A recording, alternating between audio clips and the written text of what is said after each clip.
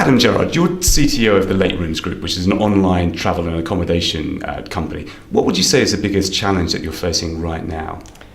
I have two fairly large challenges, to be honest. One is personal, the other one is very much business focused. The business focused challenge is in moving to a company that's growing, and in the current economic climate it's very difficult really to get your head around the fact that people want to invest, want to expand a business and want you to really push ahead, recruit people, drive new product strategies and do all these fantastic things you expect to do in boom times. So it's almost cognitive dissonance. It doesn't feel right that you're doing these kind of things, and it's been a bit of a change for me because I come from a background in car hire, in travel with Thomas Cook, and very much in companies where the focus was on the bottom line rather than on growing the business. So how have you, because that's quite an interesting dynamic, it's a kind of a mindset change as well.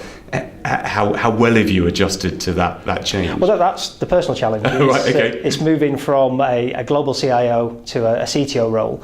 And if I'm perfectly honest, I didn't understand the difference until taking the role, but now it's becoming much more clear. With it, the CIO context is a lot more around managing process, managing the inward-facing, looking at the business and looking at the operational side of how IT works, how you make things more efficient and more effective.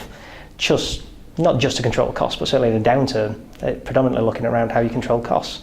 The CTO role is clearly much more top-line focused, really looking at how we expand the business, looking at growth opportunities.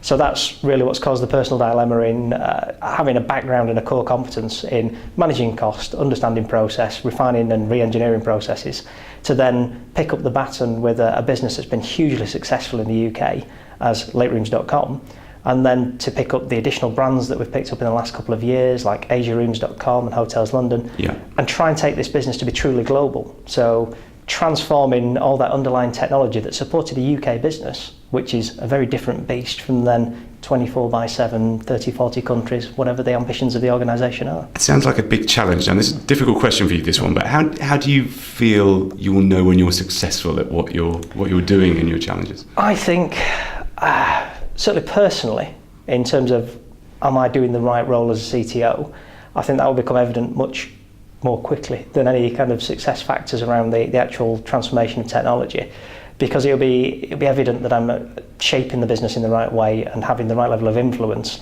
to take the business in the right direction and make some fairly critical decisions. So that should become evident very quickly. Longer term, it's going to be around how we shape the platform for growth, how we start to trade in other countries, whether we grow acquisitively, whether we grow organically.